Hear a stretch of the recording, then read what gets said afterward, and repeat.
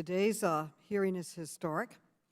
It's the first time in nearly 2 decades that the CEOs of leading gun manufacturers have testified before Congress about their business practices. Mr. Daniel, the gunman in Uvalde, used an assault weapon from your company to murder 19 children and 2 teachers. Your company said that this shooting was, and I quote, a horrifying tragedy, end quote, and that the victims and families are, quote, in our thoughts and they are in our prayers, end quote.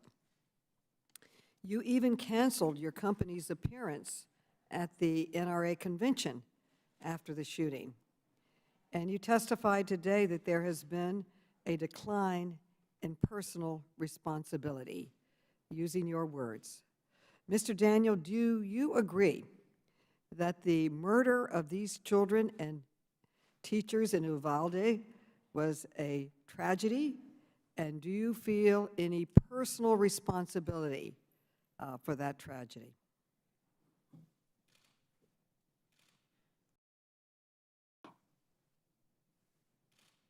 Chairwoman Maloney, I am deeply disturbed by these horrific acts committed by evil people. I cannot even imagine what those innocent children had to go through, and the teachers.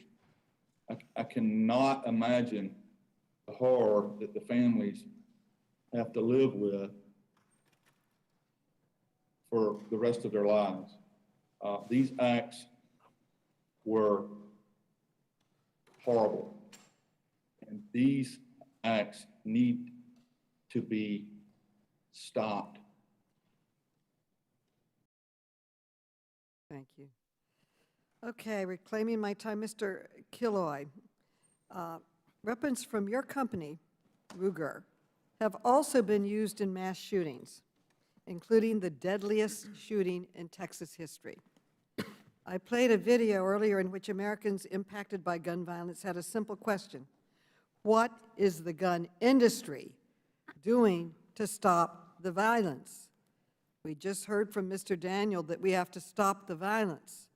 I think we all agree. What is the gun industry doing? And one obvious step is to end the sale of assault weapons to civilians and children. Yet neither company before us has been willing to take that step. Congress is moving to take that step. Mr. Daniel, how many more American children need to die before your company will stop selling assault weapons to civilians and young men?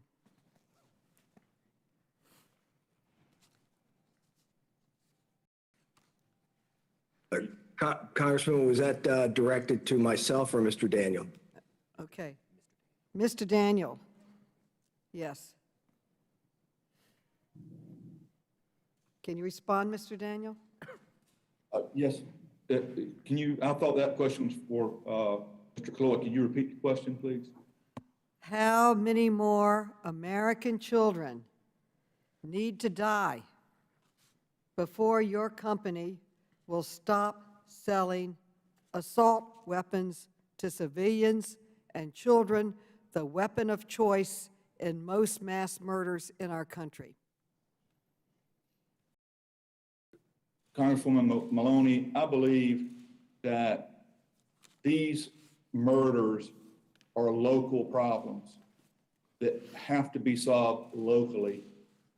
I believe that okay.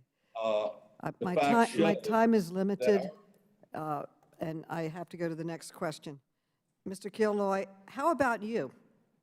Is there any number of shootings in schools and churches and synagogues that would convince you to stop selling weapons of war to civilians?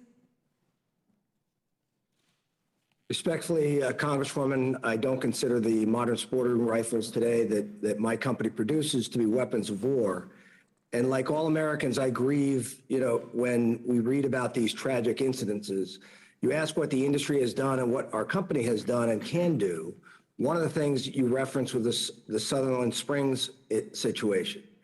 In that case, the evil person who perpetrated those crimes and committed those murders was allowed to buy a firearm that, frankly, he should not have been allowed to do.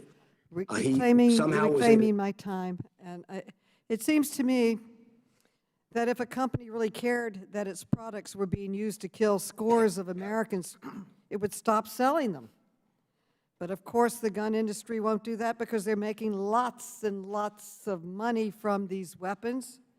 As shown in the chart behind me, over the last 10 years, Daniel Defense collected more than $500 million in revenue selling AR-15 style assault weapons, the weapon of choice in too many mass shootings. Ruger also made over $500 million on these weapons, and Smith & Wesson made more than $600 million. That is the very definition of putting profits over people. Today, the committee room, there are victims and surviving family members from the Highland Park and Uvalde shootings. Mr. Daniel, you have sent thoughts and prayers to the victims of Uvalde, but you have never accepted responsibility for selling the weapons that killed these innocent children. And you testified earlier that there has been a decline in personal responsibility. I want to give you the opportunity now to show personal responsibility. Will you accept personal responsibility for your company's role in this tragedy and apologize to the families of Uvalde? Chairwoman Maloney, these acts are committed by murderers. The murderers are responsible. Reclaiming my time. Mr. Killoy, how about you? Will you apologize to the victims here today and victims around our country and their families in Sutherland Springs, Boulder, and other cities who were harmed by your products? Congresswoman, with all due respect, while as I grieve like all Americans at these tragic incidences, again, to blame the firearm, the particular firearm in use here that we're talking about, modern sporting rifles. Thank you. To blame the firearm as an inanimate object. Reclaiming my time. So let me get this straight, and with all due respect, you market weapons of war to civilians and children. You make millions by selling them, but when someone pulls the trigger, you refuse to accept responsibility. And I would call that a staggering lack of accountability. I hope the American people are paying attention today. It is clear that gun makers are not going to change unless Congress forces them to finally put people over profits.